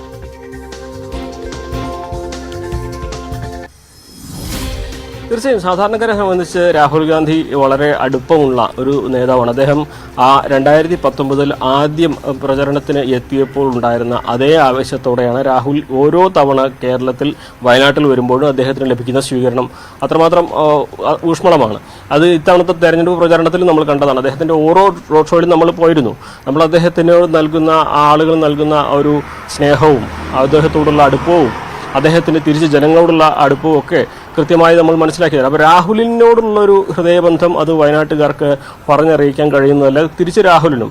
അപ്പോൾ വയനാട്ടുകാരെ സംബന്ധിച്ച് രാഹുൽ ഇവിടെ തുടരുക എന്നുള്ളത് അവരുടെ ഒരു വലിയ ആഗ്രഹമാണ്. പ്രത്യേകിച്ച് കോൺഗ്രസ്സുകാർക്കാണെങ്കിലും കോൺഗ്രസിനോട് സമീപനമുള്ള സാധാരണക്കാർക്കാണെങ്കിലും. അത് പ്രിയങ്ക ഗാന്ധി ആണെങ്കിൽ അത് ഒരു പരിധി വരെയെങ്കിലും രാഹുലിൻ്റെ ഒരു കുറവ് അഭാവം അത് അറിയിക്കാതെ കൊണ്ടുപോകാൻ കഴിയും. പക്ഷേ മറ്റാരെങ്കിലും ആണെങ്കിൽ സ്വാഭാവികമായിട്ടും പ്രചരണ രംഗത്ത് അത് വലിയ ചർച്ചയാകും. മാത്രമല്ല കേരളത്തിലെ കോൺഗ്രസിന് ഈ ഒരു സ്ഥാനാർത്ഥി നിർണയം ഇപ്പോൾ ഈ ഒരു കേരളത്തിൽ നേടിയ വലിയ വിജയങ്ങളെയൊക്കെ അതിനെയൊക്കെ ശോഭ കെളുത്തുന്ന തരത്തിലേക്കുള്ള ഒരു തർക്കത്തിലേക്കൊക്കെ നീങ്ങാനുള്ളൊരു സാധ്യതയും തള്ളിക്കളയാനാകില്ല ഈ ഒരു ഘട്ടത്തിൽ. ശരി, വ്യക്തമാണ്. വളരെ നന്ദി സിബിഐ വിവരങ്ങൾ പങ്കുവച്ചത്. ലോക്സഭാ തെരഞ്ഞെടുപ്പിലെ കനത്ത തോൽവിയും മണ്ഡല അടിസ്ഥാനത്തിൽ സിപിഎം പരിശോധന തുടങ്ങി. കേഡർ വോട്ടുകൾ ചോർന്നു. പാർട്ടി വോട്ടുകളുടെ ചോർച്ച തോൽവിയുടെ ആഘാതം കൂട്ടിയെന്ന് സെക്രട്ടേറിയറ്റിൽ അഭിപ്രായമുയർന്നു. ശക്തി കേന്ദ്രങ്ങളിലെ തിരിച്ചടിയിൽ പ്രത്യേക പരിശോധനയുണ്ടാക്കും. വൻതോതിൽ വോട്ട് ചോർന്നിടങ്ങളിൽ അന്വേഷണ കമ്മീഷനും വന്നേക്കും. എം ജി മിഥുൻ വിവരങ്ങളുമായി ചേരും. മിഥുൻ, നമുക്കറിയാം ഈ ലോക്സഭാ തെരഞ്ഞെടുപ്പിൽ വലിയ തോൽവിയാണ് ഇടതുമുന്നണിക്ക് നേരിടേണ്ടി വന്നത്. കേരളത്തിലടക്കം വലിയ തോൽവി. ഇതിൽ പരിശോധന തുടങ്ങി. ഏറ്റവും പ്രധാനമായി സ്വന്തം പാർട്ടി വോട്ടുകൾ അടക്കം ഒഴുകിയ ഒരു സാഹചര്യം ഉണ്ടായിരുന്നു, നഷ്ടപ്പെട്ട സാഹചര്യം ഉണ്ടായിരുന്നു. അതിലടക്കം പരിശോധന ഉണ്ടാകുമെന്നാണ് മനസ്സിലാക്കുന്നത്. അതിൽ പ്രധാനമായി ഇന്നലെ മുഖ്യമന്ത്രിക്കടക്കം വലിയ വിമർശനം സിപിഐയുടെ ഭാഗത്തുനിന്ന് ഉണ്ടായൊരു സാഹചര്യം കൂടി പരിഗണിക്കുമ്പോൾ എന്താണ് വിശദാംശങ്ങൾ? തുടർച്ചയായ രണ്ടാം ലോക്സഭാ തെരഞ്ഞെടുപ്പിലും കനത്ത തിരിച്ചടി ഏറ്റുവാങ്ങിയതിന് പിന്നാലെയാണ് ഇപ്പോൾ ഒരു പരിശോധനയിലേക്ക് ഇപ്പോൾ കടക്കാൻ സിപിഎം ഇപ്പോൾ തീരുമാനിച്ചിരിക്കുന്നത്. ഇന്നലെ ചേർന്ന സെക്രട്ടറി യോഗത്തിലാണ് ഇത് സംബന്ധിച്ച് തീരുമാനമുണ്ടായത്. ഇന്നും സെക്രട്ടറി യോഗം തുടരുകയും ചെയ്യും. അടുത്ത 3 ദിവസങ്ങളിൽ സംസ്ഥാന സമിതി യോഗവും ചേരാൻ തീരുമാനമാവുകയും ചെയ്തിട്ടുണ്ട്. ഈ യോഗത്തിൽ പ്രധാനമായും ഉയർന്നു വന്നിട്ടുള്ള കാര്യം ഇതാണ്. അതായത് ഈ ഒരു മണ്ഡല അടിസ്ഥാനത്തിൽ സിപിഎം പരിശോധന തുടങ്ങുന്നുണ്ട്. കേഡർ വോട്ടുകൾ ചോർന്ന് പാർട്ടി വോട്ടുകളുടെ ചോർച്ച, ഒപ്പം തന്നെ തോൽവിയുടെ ആഘാതം കൂട്ടി എന്നുള്ള അടക്കമുള്ള കാര്യങ്ങൾ, അത്തരത്തിലുള്ള വിമർശനങ്ങൾ സെക്രട്ടേറിയറ്റിൽ ഉയർന്നു വരികയും ചെയ്തു. കൂടാതെ ഭവ്യ സൂചിപ്പിച്ചപ്പോൾ തന്നെ മുഖ്യമന്ത്രിക്കെതിരെ വലിയ രീതിയിൽ കണവൻഷി ഉൾപ്പെടെയുള്ളവർ രംഗത്ത് വരുന്ന ഒരു സാഹചര്യമുണ്ട്. കൂടാതെ പാർട്ടിക്കുള്ളിൽ തന്നെ വിമർശനം ഉയർത്തിക്കൊണ്ട് നേതാക്കൾ രംഗത്ത് വരുന്നത് നമ്മൾ കണ്ടു. കഴിഞ്ഞ ദിവസം തോമസ് ഐസക് അടക്കമുള്ള നേതാക്കൾ ഒരു ആത്മപരിശോധന നടത്തണമെന്നുള്ള ആവശ്യം മുന്നോട്ട് വെച്ചിരുന്നു. കാരണം പാർട്ടി എന്ന് പറയുന്നത് ജനങ്ങളുടേതാണ്. ജനങ്ങൾ പാർട്ടിയിൽ നിന്ന് അകന്നു പോകുന്നതാണ് ഇത്തരത്തിലുള്ളൊരു വിഷയത്തിലേക്ക് സിപിഎമ്മിനെ എത്തിച്ചുകൊണ്ടിരിക്കുന്നത്. അതുകൊണ്ട് തന്നെ പാർട്ടി ഈ കാര്യമല്ല, പാർട്ടി എന്ന തിരിച്ചറിവ് എപ്പോഴും വേണം. കൂടാതെ ജനങ്ങൾ പറയുന്നത് കേൾക്കാൻ തയ്യാറാകണം. ജനങ്ങളിലേക്ക് ഇറങ്ങിച്ചെല്ലാൻ പാർട്ടി സംവിധാനങ്ങൾക്ക് കഴിയുന്നില്ല. അതാണ് ഇത്ര വലിയ തിരിച്ചടിയിലേക്ക് പോയത്. കൂടാതെ ചില അഴിമതി ആരോപണങ്ങൾ ഉയർന്നു വന്നിട്ടുണ്ട്. ക്ഷേമ പെൻഷൻ അടക്കമുള്ള കാര്യങ്ങളിൽ വലിയ വീഴ്ച സംഭവിക്കുകയും ചെയ്തിട്ടുണ്ട്. ഇതൊക്കെയാണ് പാർട്ടിയുടെ പരമ്പരാഗതമായി ലഭിച്ചുകൊണ്ടിരുന്ന വോട്ടുകൾ കുറയാനുള്ള ഒരു സാഹചര്യം ഉണ്ടായത്. കൂടാതെ പാർട്ടിയുടെ ശക്തി കേന്ദ്രങ്ങളിൽ പോലും ഇത്തരത്തിൽ ബിജെപിക്ക് വലിയ മുന്നേറ്റം ഉണ്ടാക്കാൻ സാധിച്ചു. ഇരട്ടി വോട്ടുകൾ അവിടെ ശേഖരിക്കാൻ പ്രധാനമായും ബിജെപിക്ക് സാധിക്കുകയും ചെയ്തിട്ടുണ്ട്. ഇത് തിരിച്ചറിയാൻ പോയത് എന്തുകൊണ്ടാണ്, തിരിച്ചറിയാൻ കഴിയാതെ പോയത് എന്തുകൊണ്ടാണ്, ഇതിന്റെ ആഘാതമായ രീതിയിൽ പഠിക്കാൻ സാധിക്കാതെ പോയത് എന്തുകൊണ്ടാണ്, തുടങ്ങിയ കാര്യങ്ങളൊക്കെ തന്നെ പരിശോധനയ്ക്ക് വിധേയമാക്കേണ്ടതായിട്ടുണ്ട് എന്നുള്ളതാണ് പ്രധാനമായും ഈ സെക്രട്ടറിയിൽ പറയുന്നത്. കൂടാതെ തെറ്റുതിരുത്തൽ നടപടികൾക്ക് മാർഗരേഖ തയ്യാറാക്കാനും ആലോചനയുണ്ട് എന്നാണ് മനസ്സിലാക്കാൻ സാധിക്കുന്നത്. അങ്ങനെയെങ്കിൽ ഈ 11 നമുക്കറിയാം ബിജെപി 11 നിയമസഭാ മണ്ഡലങ്ങളിൽ ഒന്നാമതെത്തി, 8 നിയമസഭാ മണ്ഡലങ്ങളിൽ രണ്ടാമത്തെ ഒരു സ്ഥിതിവിശേഷമുണ്ട്. പാർട്ടിയുടെ ശക്തി കേന്ദ്രങ്ങളിൽ പോലും വലിയ മുന്നേറ്റം നടത്താൻ ബിജെപിക്ക് സാധിച്ചിട്ടുണ്ട്. കൂടാതെ മന്ത്രിമാരുടെ മണ്ഡലങ്ങൾ പോലും ഒന്നാമതെത്താൻ, 3 മന്ത്രിമാരുടെ മണ്ഡലങ്ങളിൽ പോലും ഒന്നാമതെത്താൻ ബിജെപിക്ക് സാധിക്കുകയും ചെയ്തു. അത്തരത്തിലുള്ള പശ്ചാത്തലത്തിൽ ഒരു തിരുത്തൽ നടപടിയായി മുന്നോട്ട് പോകാൻ തന്നെയാണ് സെക്രട്ടേറിയറ്റിന്റെ തീരുമാനമെന്നാണ് അറിയാൻ സാധിക്കുന്നത്. അതിലും ഇന്നുകൂടി സെക്രട്ടേറിയറ്റ് യോഗം തുടരും. നാളെ മുതൽ 3 ദിവസം ഒരു തിരുത്തൽ നടപടിയുമായി മുന്നോട്ട് പോകാൻ പാർട്ടി ഒരുങ്ങുന്ന പശ്ചാത്തലത്തിൽ തന്നെയാണ് മുഖ്യമന്ത്രിയുടെ ധാർഷ്ട്യം, ഒപ്പം സാധാരണക്കാർ പാർട്ടിയിൽ നിന്ന് അകലുന്നു തുടങ്ങിയ ഒരുപാട് വിമർശനങ്ങൾ ഇന്നലെ ഉന്നയിച്ചത്. അതോടൊപ്പം തന്നെ മിഥുൻ സൂചിപ്പിച്ചതുപോലെ തോമസ് ഐസക്കിന്റെ പ്രതികരണമൊക്കെ വന്ന് നമ്മൾ കണ്ടതാണ്. ഇതൊക്കെ സൂചിപ്പിക്കുന്നത് പാർട്ടിക്കുള്ളിൽ തന്നെ ഭിന്നത ഉണ്ട് എന്നതിലേക്കാണോ? വളരെ കാലാകാലങ്ങളായി ഇത്തരത്തിലുള്ള വിമർശനങ്ങൾ പാർട്ടിക്കകത്ത് തന്നെ ഉണ്ടാകുന്നുള്ള കാര്യം സ്വാഭാവികമാണ്. കാരണം CPM അങ്ങനെയാണ്. അതായത് അവരുടെ വിമർശനങ്ങൾ തുറന്നു പറയേണ്ടത് പാർട്ടിയുടെ യോഗങ്ങളിലാണ്. അത് കാലാകാലങ്ങളിൽ അത്തരത്തിലുള്ള വിമർശനങ്ങൾ ഉയരുകയും ചെയ്യും. പക്ഷേ ഈ കഴിഞ്ഞ ലോക്സഭാ തെരഞ്ഞെടുപ്പിലുണ്ടായ ഒരു തിരിച്ചടി, കാരണം നമുക്കറിയാം 2019 സമാനമായ സാഹചര്യം ഉണ്ടായിരുന്നു. അന്ന് ഒരു ഭരണവിരുദ്ധ വികാരമില്ല എന്ന് നമുക്ക് എടുത്തു പറയാൻ സാധിക്കും. കാരണം അന്ന് ശബരിമല അടക്കമുള്ള വിഷയങ്ങളുണ്ട്, രാഹുൽ ഗാന്ധി എന്ന ഫാക്ടർ നിലനിൽക്കുന്നുണ്ടായിരുന്നു. അതൊക്കെ വലിയ രീതിയിൽ വോട്ടായി കോൺഗ്രസ് നേതൃത്വത്തിന് മാറ്റാൻ സാധിച്ചു എന്നുള്ള കാര്യത്തിൽ സംശയമില്ല. അത് ഒരു ഭരണത്തിന്റെ തിരിച്ചടിയായി വിലയിരുത്താൻ സാധിച്ചില്ല എങ്കിൽ, പക്ഷേ ഇത്തവണ 2024 വരുമ്പോൾ ഈ ഫാക്ടർ ഒന്നും തന്നെ നിലനിൽക്കുന്നില്ല എന്നുള്ളതാണ് ഏറ്റവും ശ്രദ്ധേയമായിട്ടുള്ള കാര്യം. അവിടെ കൃത്യമായ രാഷ്ട്രീയ മാനങ്ങൾ ഉണ്ടായിരുന്നു ഈ ഒരു തെരഞ്ഞെടുപ്പിന് എന്നുള്ളത് തന്നെയാണ്. കാരണം കൃത്യമായി ഒരു ഭരണനിർവഹണത്തിനെതിരായിട്ട് വോട്ട് ചെയ്തു. അതായത് സംസ്ഥാന സർക്കാരിന്റെ ഒരു വിലയിരുത്തലായി തന്നെ ഇത്തവണത്തെ ഒരു തെരഞ്ഞെടുപ്പ് മാറി എന്നുള്ള ഒരു ഘട്ടത്തിൽ കൂടിയാണ് ഒരു ആത്മപരിശോധന നടത്താൻ CPM തയ്യാറാകുകയും ചെയ്യുന്നത്. കൂടാതെ ഒരു പരിശോധനയിലേക്ക് ഘടകങ്ങൾ എത്തുകയും ചെയ്യുന്നത്. കാരണം മണ്ഡലാടിസ്ഥാനത്തിൽ ഇത്തരത്തിലുള്ള ഒരു പരിശോധന നടത്താൻ ഒരു തീരുമാനത്തിലേക്ക് സെക്രട്ടറി യോഗം കടന്നു വന്നത് എന്നുള്ളതാണ് ഇതിൽ ഏറ്റവും ശ്രദ്ധേയമായിട്ടുള്ള കാര്യം. കൂടാതെ ഈ ഒരു വിഷയങ്ങളിൽ, അതായത് BJP വോട്ട് ഇരട്ടയാക്കിയതിന് പിന്നിലെ എന്താണ് എന്നുള്ളതാണ് പാർട്ടി കേന്ദ്രങ്ങളിലടക്കം തലപൊഴിഞ്ഞിപ്പോൾ ആലോചിക്കുന്നത്. കാരണം CPM PV അടക്കം കേരളത്തിലെ ഈ സ്ഥിതി സംബന്ധിച്ച് ചർച്ചകൾ നേരത്തെ നടന്നിരുന്നു. അതായത് ഇത്രയും വലിയ തിരിച്ചറിയാൻ പാർട്ടിക്ക് സാധിച്ചില്ല, BJPയുടെ വളർച്ച തിരിച്ചറിയാൻ പാർട്ടിക്ക് സാധിച്ചില്ല എന്നുള്ള വിമർശനം കൂടി യോഗത്തിൽ ഉയർന്നു എന്നുള്ളതാണ് ഏറ്റവും ശ്രദ്ധേയമായിട്ടുള്ള കാര്യം. കൂടാതെ ഈ കേരളത്തിലെ സാഹചര്യം സങ്കീർണമാണെന്നും ശക്തി കേന്ദ്രങ്ങളിലടക്കം വോട്ട് കുറഞ്ഞത് വിശദമായി പരിശോധിക്കണമെന്നും PB നേരത്തെ വിലയിരുത്തുകയും ചെയ്തു. തൃശ്ശൂരിലെ സ്ഥിതി അടക്കം ആഴത്തിൽ പഠിക്കണമെന്നും നിർദ്ദേശം നൽകിയിരുന്നു. അതിന് പിന്നാലെ കൂടിയാണ് ഈ ഒരു സെക്രട്ടറി യോഗത്തിന്റെ ഇത്തരത്തിൽ വിശദമായ കാര്യങ്ങൾ പരിശോധിക്കുകയും ചെയ്യുന്നത്. രാത്രി വൈകിയോടെയും സെക്രട്ടറി യോഗം തുടരുന്നതാണ് നമുക്ക് കാണാൻ സാധിച്ചത്. അതിലാണ് ഇത്തരത്തിലൊരു പരിശോധനകൾ പാർട്ടി കേന്ദ്രങ്ങളിലെ അടക്കം വോട്ടുകൾ പോയതുമായി ബന്ധപ്പെട്ട് നടത്താൻ തീരുമാനിച്ചിരിക്കുന്നത്. കൂടാതെ നടപടിക്ക് ശുപാർശ ചെയ്യാനുള്ള ഒരു തീരുമാനം കൂടി കൈക്കൊള്ളുമെന്നാണ് അറിയാൻ സാധിക്കുന്നത്. കാരണം സംസ്ഥാന സമിതിക്ക് ഈ സെക്രട്ടറിയുടെ റിപ്പോർട്ട് സമർപ്പിക്കുമ്പോൾ അതിലൊരു നടപടി ശുപാർശ കൂടി നൽകാനുള്ള ഒരു തീരുമാനത്തിലേക്ക് ഏതെങ്കിലും തരത്തിൽ പാർട്ടി നേതാക്കൾക്ക് വീഴ്ച പറ്റിയിട്ടുണ്ടോ, അല്ലെങ്കിൽ സംഘടനാ തലത്തിൽ ഏതെങ്കിലും തരത്തിൽ വീഴ്ച പറ്റിയിട്ടുണ്ടോ, ഇതൊക്കെ തന്നെ പരിശോധന നടത്തി കൃത്യമായ റിപ്പോർട്ട് സമർപ്പിക്കാൻ കൂടി സെക്രട്ടറി തീരുമാനമെടുത്തിരിക്കുന്നു എന്നുള്ളതാണ്. എന്തായാലും ഇന്നും സെക്രട്ടേറിയറ്റ് യോഗം തുടരും. ശരി, നന്ദി MG മിഥുൻ വിവരങ്ങൾ പങ്കുവച്ചത്. ബിലീവേഴ്സ് ഈസ്റ്റേൺ ചർച്ചിന്റെ പുതിയ മെത്രാപ്പൊലീത്തയെ തിരഞ്ഞെടുക്കുന്നതിനുള്ള എപ്പിസ്കോപ്പൽ സിനഡ് ഇന്ന് പത്തനംതിട്ട കുറ്റപ്പുഴയിലാണ് യോഗം. ശശിനാരായണൻ വിവരങ്ങൾ പങ്കുവയ്ക്കും. ശശിനാരായണൻ, എപ്പോഴാണ് യോഗം? വിശദാംശങ്ങൾ. ഭവ്യ, ബിലീവേഴ്സ് ഈസ്റ്റേൺ ചർച്ചിന്റെ പുതിയ മെത്രാപ്പൊലീത്തയെ തിരഞ്ഞെടുക്കാനുള്ള സിനഡ് യോഗം 10 തിരുവല്ല കുറ്റപ്പുഴയിലെ സിനഡ് ഹാളിൽ നടക്കും. 10:45 പുതിയ മെത്രാപ്പൊലീത്തയെ തിരഞ്ഞെടുക്കും. കാലം ചെയ്ത ബിലീവേഴ്സ് പരമാധ്യക്ഷൻ അത്തനാസ്യോസ് യോഹാൻ മെത്രാപ്പൊലീത്തയുടെ പിൻഗാമിയായി തിരഞ്ഞെടുക്കപ്പെടുന്ന മെത്രാപ്പൊലീത്തയെ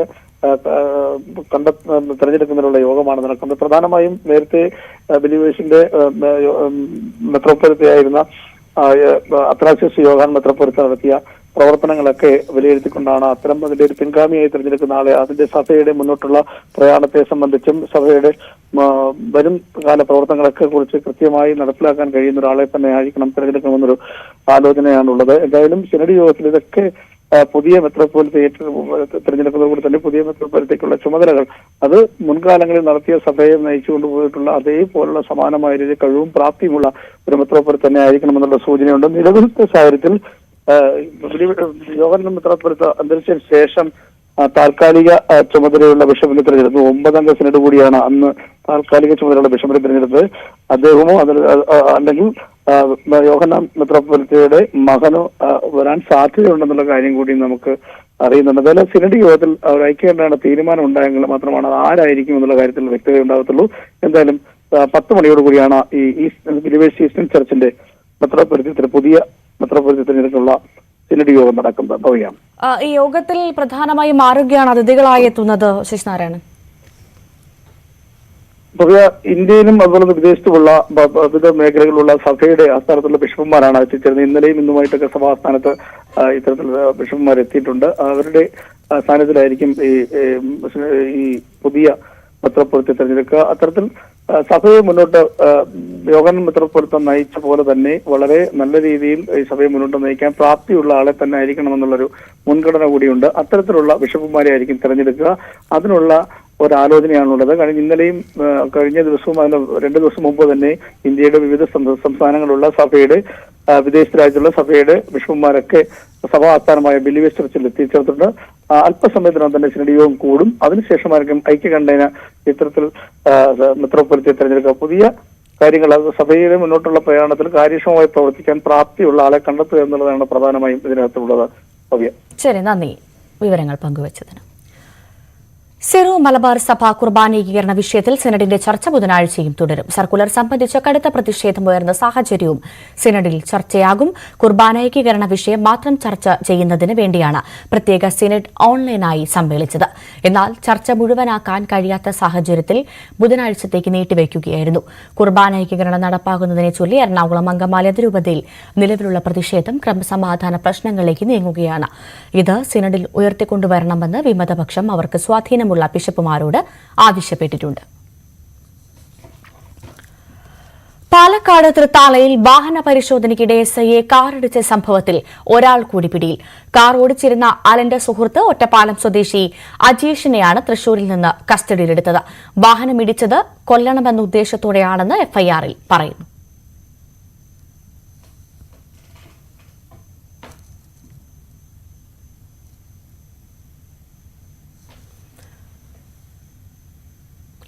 കുവൈറ്റ് ദുരന്തത്തിൽ മരണമടഞ്ഞ കോട്ടയം പാമ്പാടി സ്വദേശി സ്റ്റെഫിന്റെ മൃതദേഹം ഇന്ന് സംസ്കരിക്കും.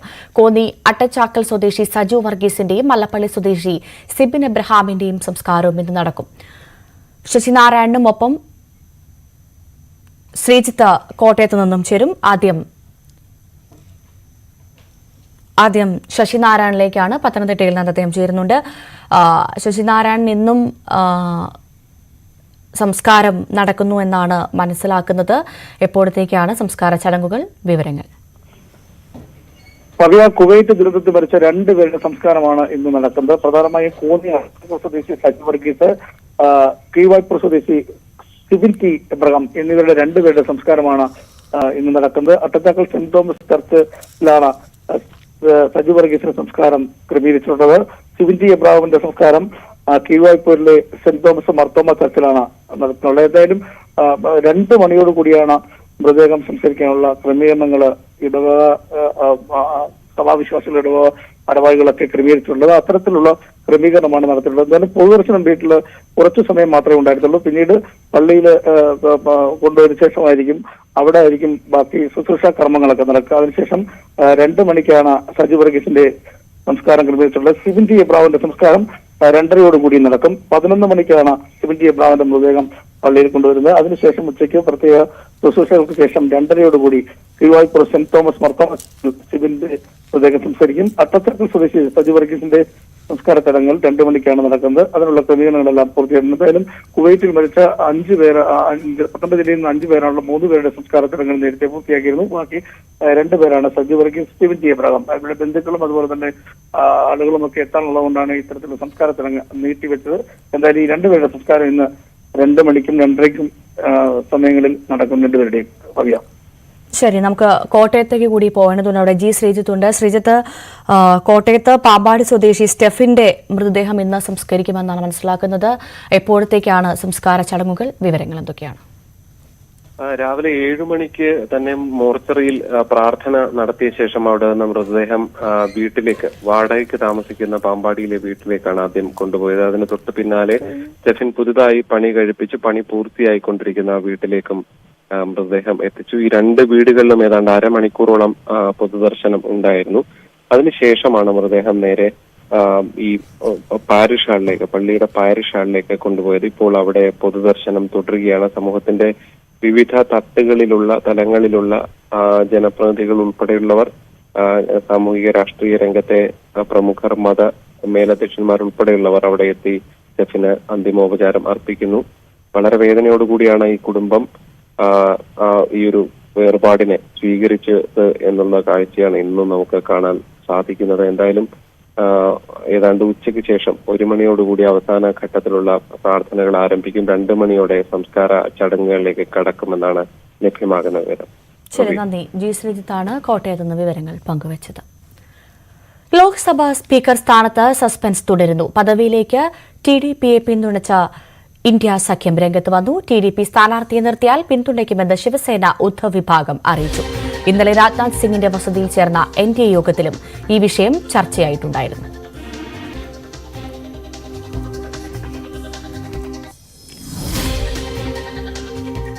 മറ്റു വാർത്തകളിലേക്ക് എത്താം ഇടവേളയ്ക്ക് ശേഷം.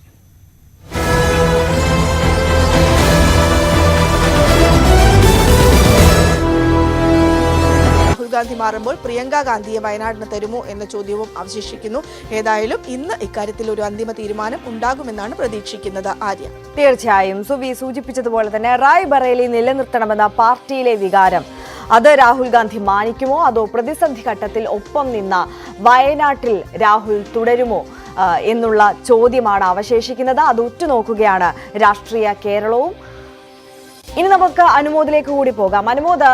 അനുമോദിലേക്ക് വരുമ്പോൾ, അതായത് ഈ വയനാടിന്റെ ഒരു പൾസ് പരിശോധിച്ചാൽ അനുമോദ്, എന്താണ് ഈ ജനങ്ങളുടെ ഒരു വികാരം? അവർ വലിയ ഭൂരിപക്ഷത്തിൽ ജയിപ്പിച്ചു വിട്ട അവരുടെ ജനപ്രതിനിധിയാണ്.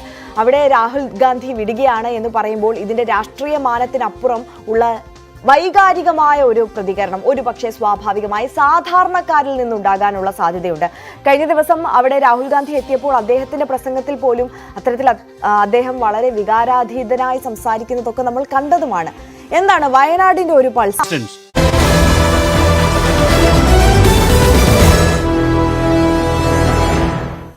തിരികെ വാർത്തയിലേക്ക് വരുമ്പോൾ, കോയമ്പത്തൂരിൽ മലയാളികൾ ആക്രമിക്കപ്പെട്ട സംഭവത്തിൽ കുന്നത്തുനാട് പോലീസിനെതിരെ പരാതി. പോലീസ് മോശമായി പെരുമാറിയെന്നാണ് ആക്ഷേപം. സ്പെഷ്യൽ ബ്രാഞ്ച് ഡിവൈഎസ്പിയോട് അന്വേഷിച്ച് റിപ്പോർട്ട് നൽകാൻ ആലുവ SP നിർദ്ദേശിച്ചു. നവമി ദിനേശ് വിവരങ്ങളുമായി ചേരുന്നു. നവമി, ഇന്നലെ നവമിയോട് തന്നെയാണ് യുവാക്കൾ എന്താണ് സംഭവിച്ചതെന്നതിന്റെ കൃത്യമായ വിവരങ്ങൾ പങ്കുവച്ചത്. അതിൽ അവർ പറയുന്നുണ്ടായിരുന്നു, പോലീസ് കൃത്യമായി ഇടപെട്ടില്ല, പോലീസിനടുത്ത് പരാതി പറഞ്ഞപ്പോൾ നോക്കാം എന്നുള്ളൊരു മറുപടിയാണ് പോലീസിന്റെ ഭാഗത്തുനിന്നുണ്ടായത്.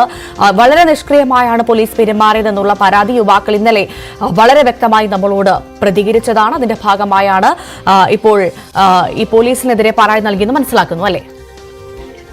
തീർച്ചയായും ഭവ്യ, ഈ സംഭവം നടന്ന് ഉടനെ തന്നെ മധുരക്കര പോലീസിനെ വിവരം അറിയിച്ചു. പോലീസ് വേണ്ട നടപടികൾ സ്വീകരിച്ചു. ഈ യുവാക്കളെ സ്റ്റേഷനിലേക്ക് കൊണ്ടുപോയി പരാതികൾ എഴുതി വാങ്ങി. ഒപ്പം ഇവരുടെ കാറിലുണ്ടായിരുന്ന ദൃശ്യങ്ങളടക്കം വാങ്ങി വെക്കുകയും പിന്നീട് 4 പേരെ അറസ്റ്റ് ചെയ്യുകയും ചെയ്തു. അങ്ങനെ തമിഴ്നാട് പോലീസിന്റെ ഭാഗത്തു നിന്നും പൂർണ്ണമായ പിന്തുണ ഈ യുവാക്കൾക്ക് നൽകിയിരുന്നു. അവർക്ക് വേണ്ട എല്ലാ സഹായങ്ങളും തമിഴ്നാട് പോലീസ് നൽകുകയും ചെയ്തു. തിരിച്ച് ഇവരുടെ സ്വന്തം നാട്ടിലെത്തിയപ്പോൾ പട്ടിമറ്റമാണ് ഇവരുടെ സ്വദേശം. ഇവിടെ എത്തി പോലീസിനെ വിവരം അറിയിച്ചു. കുന്നത്തുനാട് പോലീസ് സ്റ്റേഷനിലെത്തി ഈ വിവരങ്ങൾ, അതായത് ഈ വാഹനം ഓടിച്ച അസ്ലം സിദ്ദിഖും സുഹൃത്തും ഇവരുടെ മാതാപിതാക്കളുമായിട്ടായിരുന്നു ഇന്നലെ പോലീസ് സ്റ്റേഷനിൽ പോയത്. പോലീസ് സ്റ്റേഷനിലെത്തി ഈ വിവരം പറഞ്ഞപ്പോൾ പോലീസ് എന്താണ് സംഭവിച്ചതെന്ന് പോലും തിരക്കിയില്ല. അതോടൊപ്പം തന്നെ നിങ്ങൾക്ക് വേണ്ട ഒരു സപ്പോർട്ട്, ഏതെങ്കിലും തരത്തിലുള്ള ഒരു പോലീസിന്റെ സെക്യൂരിറ്റി വേണമെങ്കിൽ, അതായത് ഇവർ തിരിച്ച് കാർ എടുക്കാൻ തമിഴ്നാട്ടിലേക്ക് പോകുമ്പോൾ വേണമെങ്കിലും പോലീസിന്റെ സഹായം ഉണ്ടാകുമെന്ന് വാക്കാൽ പറഞ്ഞതല്ലാതെ ഇവരുടെ പരാതി എഴുതി വാങ്ങുവാനോ ഈ കാറിലെ ദൃശ്യങ്ങൾ പരിശോധിക്കാനോ ഒന്നും തന്നെ പോലീസ് തയ്യാറായിരുന്നില്ല. ഇതിനെ തുടർന്നാണ് യുവാക്കൾ പരാതി കൊടുത്തത്. ഈ പരാതിയുടെ അടിസ്ഥാനത്തിലാണ് ഇപ്പോൾ അന്വേഷണത്തിന് ഉത്തരവിട്ടിരിക്കുന്നത്. ആലുവ റൂറൽ SP ആണ് ഈ സംഭവത്തിന്റെ നിജസ്ഥിതി പരിശോധിച്ച് റിപ്പോർട്ട് സമർപ്പിക്കാൻ ആവശ്യപ്പെട്ടിരിക്കുന്നത്. എന്തായാലും സ്പെഷ്യൽ ബ്രാഞ്ച് DYSPയോടാണ് അന്വേഷണ റിപ്പോർട്ട് ഉടൻ തന്നെ കൈമാറാൻ ആവശ്യപ്പെട്ടിരിക്കുന്നത്. എന്തായാലും ഈ കേസുമായി ബന്ധപ്പെട്ട 4 യുവാക്കളെയാണ് ഇപ്പോൾ 4 പേരെയാണ് അറസ്റ്റ് ചെയ്തിരിക്കുന്നത്. ഇനിയും ഏകദേശം 15ഓളം പേരുണ്ടെന്നാണ് ഈ യുവാക്കൾ നൽകിയ മൊഴി. ഇതിന്റെ അടിസ്ഥാനത്തിൽ 4 പേരെ അറസ്റ്റ് ചെയ്തിട്ടുണ്ട്. അതോടൊപ്പം അവർ സഞ്ചരിച്ച വാഹനവും പോലീസ് കസ്റ്റഡിയിലെടുത്തിട്ടുണ്ട്. ഈ പിടിയിലായ പ്രതികൾ പറയുന്നത് ഈ വാഹനത്തിൽ, അതായത് ഈ കൊച്ചിയിൽ നിന്നും പുറപ്പെട്ടു വന്ന വാഹനത്തിൽ കള്ളപ്പണം ഉണ്ടാകുമെന്നൊരു ധാരണയിലാണ് തങ്ങൾ ആക്രമിക്കാൻ ശ്രമിച്ചതെന്നുള്ളൊരു മൊഴി ഇതിനോടകം തന്നെ പ്രതികൾ പോലീസിന് നൽകിയിട്ടുണ്ട്. എന്തായാലും തലനാരിഴയ്ക്കാണ് വലിയൊരു അപകടത്തിൽ നിന്നും ഈ കൊച്ചിയിൽ നിന്നും പുറപ്പെട്ട അസ്ലം സിദ്ദിഖിയോടൊപ്പം ഉണ്ടായിരുന്ന 4 സുഹൃത്തുക്കളും രക്ഷപ്പെട്ടതും. ഭവ്യ, നവമി, തമിഴ്നാട് പോലീസ് സംഭവത്തിൽ കേസെടുത്ത് അന്വേഷണം ആരംഭിച്ചിട്ടുണ്ട് അതേ സമയത്ത് തന്നെ. പക്ഷെ ആ സാഹചര്യത്തിലാണ് കേരളത്തിലോട്ട് വന്ന് കേരളത്തിൽ പോലീസിന് പരാതി നൽകിയപ്പോൾ ഇത്തരത്തിലുള്ളൊരു നിഷ്കൃത്യം കേരള പോലീസിന്റെ ഭാഗത്തുനിന്ന് ഉണ്ടാകുന്നത്. ഈ അന്വേഷണം അത് ഏത് തരത്തിലാണ് ഇപ്പോൾ പുരോഗമിക്കുന്നത്? ഏറ്റവും പ്രധാനപ്പെട്ട ഒരു കാര്യം അറിയേണ്ടത്, ഈ യുവാക്കൾ പറയുന്നു ഇവർക്ക് ഈ ആക്രമിച്ച ആളുകളുമായി യാതൊരു മുൻപരിചയവുമില്ല, എന്തിനാണ് ആരാണ് ആക്രമിച്ചതെന്ന് പോലും അവർക്ക് മനസ്സിലായിട്ടില്ല. ഈ ഒരു സാഹചര്യത്തിൽ നമ്മൾ ദൃശ്യങ്ങളിൽ കൃത്യമായി കണ്ടതാണ് ഗുണ്ടാ സ്റ്റൈലിൽ വന്നുള്ള അല്ലെങ്കിൽ സിനിമാ സ്റ്റൈലിൽ വന്നുള്ള ഒരു ആക്രമണമായിരുന്നു നടന്നത്. ഇത് ആളുമാറി ചെയ്തതാണ് എന്നതിലേക്കാണോ അന്വേഷണം പോകുന്നത്? പോലീസ് എന്താണ് പറയുന്നതെന്ന് അറിയാൻ സാധിച്ചിട്ടുണ്ടോ? ഭവ്യ, ഇതിലിപ്പോൾ പോലീസ് 4 പേരെയാണ് അറസ്റ്റ് ചെയ്തിരിക്കുന്നത്. ഈ 4 പേരും പാലക്കാട് സ്വദേശികളാണ്, മലയാളികൾ തന്നെയാണ്. ഇവർ പോലീസിന് മൊഴി നൽകിയത് ഇത്തരത്തിൽ ദേശീയപാതയിൽ ഇതിനു മുൻപും ഇത്തരത്തിൽ ഓരോ കള്ളപ്പണ ഉണ്ടാകും, അല്ലെങ്കിൽ വാഹനങ്ങളിൽ പോകുമ്പോൾ കള്ളപ്പണം അല്ലെങ്കിൽ ഇവരുടെ കയ്യിൽ തന്നെ ഏതെങ്കിലും തരത്തിലുള്ള പണം ഉണ്ടാകും. ഈ പണം തട്ടിയെടുക്കാൻ വേണ്ടിയിട്ടാണ് ഇങ്ങനെ ഒരു പ്രവൃത്തി ചെയ്തത് എന്നുള്ളൊരു മൊഴി ഇതിനോടകം തന്നെ പ്രതികൾ നൽകിയിട്ടുണ്ട്. അതോടൊപ്പം ഈ യുവാക്കളെ പരിചയമില്ല, ഒരു മോഷണ ശ്രമം അത് തന്നെയാണ് ഈ അറസ്റ്റിലായ 4 പ്രതികളും ഉദ്ദേശിച്ചത്. അതിന്റെ ഭാഗമായി തന്നെയാണ് അസ്ലം സിദ്ദിഖിയും സംഘവും സഞ്ചരിച്ച വാഹനം അതിസാഹസികമായി തടഞ്ഞു നിർത്തുകയും പിന്നീട് ഇവരെ ആക്രമിക്കാനൊക്കെ ശ്രമിച്ചത്. എന്തായാലും ഈ യുവാക്കൾ രക്ഷപ്പെട്ടത് കൊണ്ട് മാത്രമാണ് അവരുടെ ജീവന് യാതൊരുവിധ ആപത്തും കൂടാതെ തിരിച്ചവരുടെ നാട്ടിലേക്ക് എത്താൻ കഴിഞ്ഞത്. അതല്ലാതെ ഈ അസ്ലം സിദ്ദിഖുമായോ സുഹൃത്തുക്കളുമായോ യാതൊരു ബന്ധവുമില്ല. സാധാരണ നമ്മൾ ഇതിനു മുൻപും കേട്ടിട്ടുള്ളതാണ്, ഈ ദേശീയപാതയിലൂടെ പോകുമ്പോൾ ഇത്തരത്തിൽ അപകടമായ രീതിയിൽ ആളുകളേക്ക് എത്തുകയും മുട്ട അടക്കം വാഹനങ്ങളിലേക്ക് എറിഞ്ഞ് വാഹനം അപകടത്തിൽപ്പെടുത്തി അതിനുശേഷം വാഹനത്തിലുള്ളവരുടെ സ്വർണവും പണവും കവരുന്ന ഒരു വാർത്ത നമ്മൾ ഇതിനു മുൻപും കേട്ടിട്ടുള്ളതാണ്. അത്തരത്തിലൊരു ശ്രമം തന്നെയാണ് ഈ പിടിയിലായ പ്രതികളും ഉദ്ദേശിച്ചത്. അതുകൊണ്ട് തന്നെയാണ് ഈ 3 കാറുകളിലായി എത്തിയ സംഘം യുവാക്കളെ ഭീഷണിപ്പെടുത്തി ആക്രമിച്ച ശേഷം പണം കവരുക എന്നുള്ളൊരു ഉദ്ദേശത്തോടുകൂടി തന്നെയാണ് എത്തിയത്.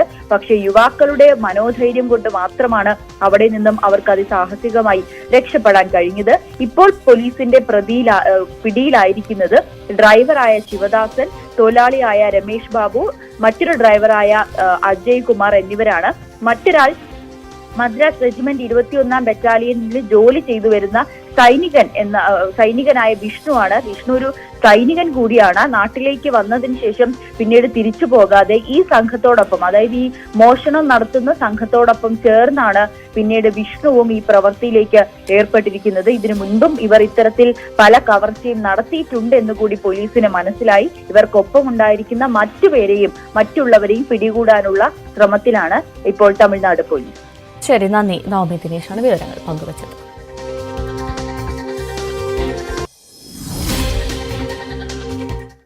കോട്ടയത്ത് കാണാതായ പോലീസ് ഉദ്യോഗസ്ഥൻ തിരികെയെത്തി. വെസ്റ്റ് പോലീസ് സ്റ്റേഷനിലെ ഗ്രേഡ് SI രാജേഷാണ് തിരികെയെത്തിയത്. രാജേഷ് ഇന്ന് രാവിലെ ഡ്യൂട്ടിയിൽ പ്രവേശിച്ചു. രാജേഷിന്റെ തിരോധാനത്തിന് പിന്നിൽ ജോലി സമ്മർദ്ദമാണെന്ന് കുടുംബം ആരോപിച്ചിരുന്നു. ഈ ആലപ്പുഴയുടെ ഭൂമിശാസ്ത്രം അറിയാൻ പാടില്ലാത്ത കാര്യമെന്ന് അന്വേഷണം നടത്തിയില്ല. തെളിവ് കൊടുക്കാൻ പോയ മുഴുവൻ ആളെയും 8 പേര് എൻ്റെ പേരുള്ള തെറ്റാന്ന് പറഞ്ഞാൽ അത് ഭീഷണിപ്പെടുത്തിയെന്നാണ് അവരുടെ അടുത്ത് പറഞ്ഞത്. അദ്ദേഹം ഇപ്പോൾ 1.5 ലക്ഷത്തിനല്ലേ തോറ്റത് സ്വന്തം നാട്ടിൽ. ഇതൊക്കെ അവർ മനസ്സിലാക്കട്ടെ. ഞാൻ ആദ്യമായിട്ടാണ് ഇപ്പം തന്നെ ഇത്രയെങ്കിലും പറയുന്നത്. അത് ഞാൻ വേറൊന്നും പറയുന്നില്ല. ഇപ്പോൾ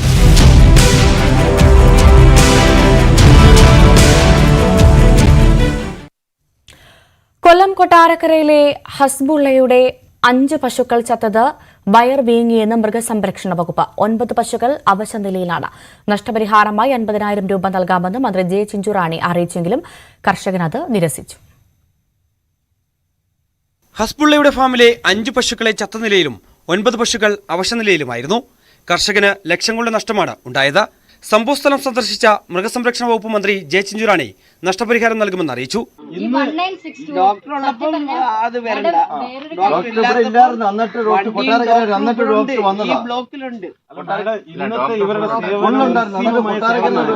ഞാൻ രാവിലെ ബന്ധപ്പെട്ടു. ഇന്നലെ രാത്രി വിളിച്ചപ്പോഴത്തേക്ക് പറഞ്ഞെന്ന് വണ്ടി വിട്ടുകൊടുക്കാൻ. അന്നേരം അവിടെ നിന്ന് വണ്ടി വിളിച്ചു ഉച്ചയ്ക്ക് നടന്നില്ല എന്നാണ് പുള്ളിക്കാരൻ പറയുന്നത്. നഷ്ടപരിഹാരമായി 50,000 രൂപ നൽകാമെന്ന് അറിയിച്ചെങ്കിലും കർഷകൻ നിരസിച്ചു.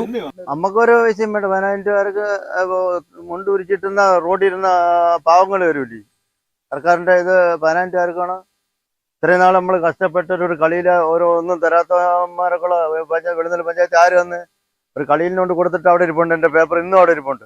പൊറോട്ടയും ചക്കയും തീറ്റയിൽ ചേർത്ത് നൽകിയിരുന്നു.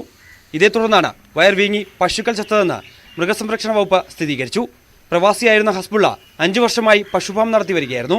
35 പശുക്കളാണ് ഫാമിൽ ഉണ്ടായിരുന്നത്. ന്യൂസ് 18 കൊട്ടാരക്കര. ഈ ആലപ്പുഴയുടെ ഭൂമിശാസ്ത്രം അറിയാൻ പാടില്ലാത്ത കാര്യമെന്ന് അന്വേഷണം നടത്തിയില്ല. തെളിവ് കൊടുക്കാൻ പോയ മുഴുവൻ ആളെയും 8 പേര് എൻ്റെ പേരുള്ള തെറ്റാന്ന് പറഞ്ഞാൽ അത് ഭീഷണിപ്പെടുത്തിയെന്നാണ് അവരുടെ അടുത്ത് പറഞ്ഞത്. അദ്ദേഹം ഇപ്പോൾ 1.5 ലക്ഷത്തിനല്ലേ തോറ്റത് സ്വന്തം നാട്ടിൽ. ഇതൊക്കെ അവർ മനസ്സിലാക്കട്ടെ. ഞാൻ ആദ്യമായിട്ടാണ് ഇപ്പം തന്നെ ഇത്രയെങ്കിലും പറയുന്നു. അത് ഞാൻ വേറൊന്നും പറയുന്നില്ല ഇപ്പോൾ.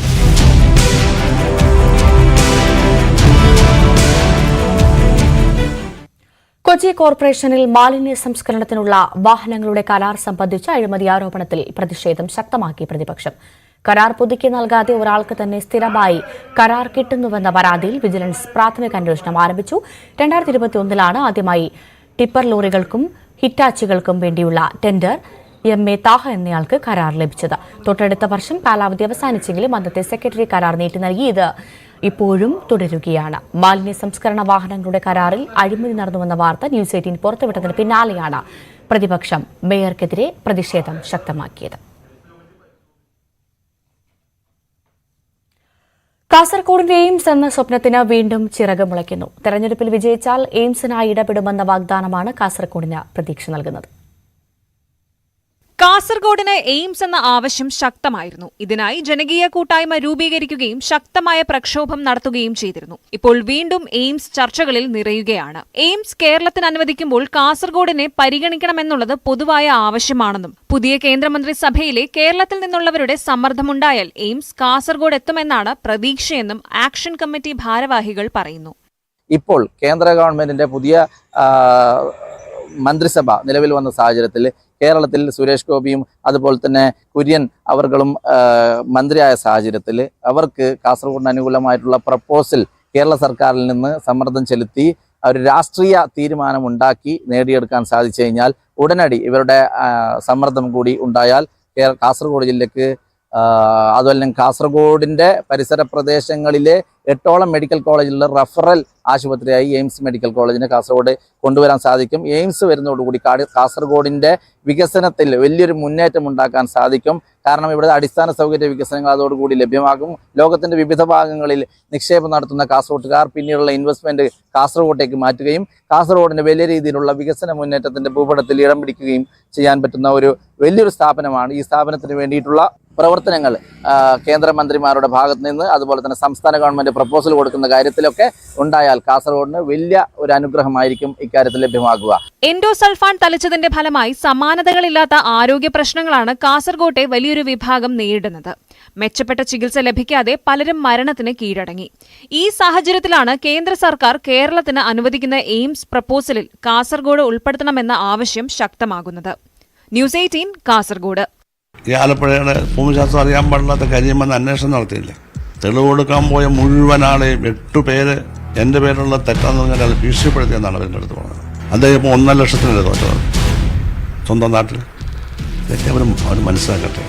ഞാൻ ആദ്യമായിട്ടാണ് ഇപ്പം തന്നെ ഇത്രയെങ്കിലും പറയുന്നു. അത് ഞാൻ വേറൊന്നും പറയുന്നില്ല ഇപ്പോൾ.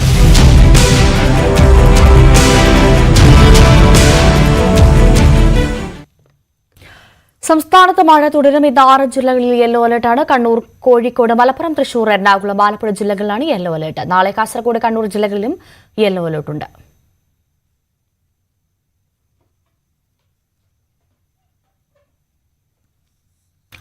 ഇതോടുകൂടി വാർത്താരംഭം പൂർണ്ണമാവുകയാണ്. ഒരിക്കൽ കൂടി എല്ലാ പ്രേക്ഷകരെയും സമഗ്രമായൊരു വാർത്താ ദിനത്തിലേക്ക് സ്വാഗതം ചെയ്യുന്നു. ഏറ്റവും പ്രധാനമായി ഇന്ന് ബലിപെരുന്നാളാണ്. ഒരിക്കൽ കൂടി ന്യൂസ് 18 എല്ലാ പ്രേക്ഷകർക്കും ബലിപെരുന്നാൾ ആശംസകൾ. ഇനി ന്യൂസ് ട്രെൻഡ്സിൽ ജി സുധാകരന്റെ തുറന്നു പറച്ചിൽ കാണാം. നമസ്കാരം. ഈ ആലപ്പുഴയുടെ ഭൂമിശാസ്ത്രം അറിയാൻ പാടില്ലാത്ത കരിയമെന്ന് അന്വേഷണം നടത്തിയില്ല. തെളിവ് കൊടുക്കാൻ പോയ മുഴുവൻ ആളെയും 8 പേര് എൻ്റെ പേരുള്ള തെറ്റാന്ന് പറഞ്ഞാൽ അത് ഭീഷണിപ്പെടുത്തിയെന്നാണ് അവരുടെ അടുത്ത് പറഞ്ഞത്. അദ്ദേഹം ഇപ്പോൾ 1.5 ലക്ഷത്തിനല്ലേ തോറ്റത് സ്വന്തം നാട്ടിൽ. ഇതൊക്കെ അവർ മനസ്സിലാക്കട്ടെ. ഞാൻ ആദ്യമായിട്ടാണ് ഇപ്പം തന്നെ ഇത്രയെങ്കിലും പറയുന്നു. അത് ഞാൻ വേറൊന്നും പറയുന്നില്ല ഇപ്പോൾ.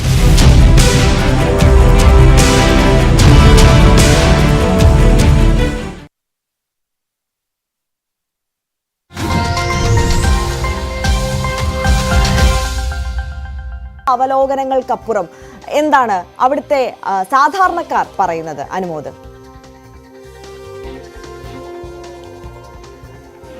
Good morning Arya. നമുക്കറിയാം രാഹുൽ ഗാന്ധിയും വയനാടുമായിട്ടുള്ള ബന്ധം അത് രാഹുലിന് വളരെ പ്രിയപ്പെട്ടതാണ്. ഏറെ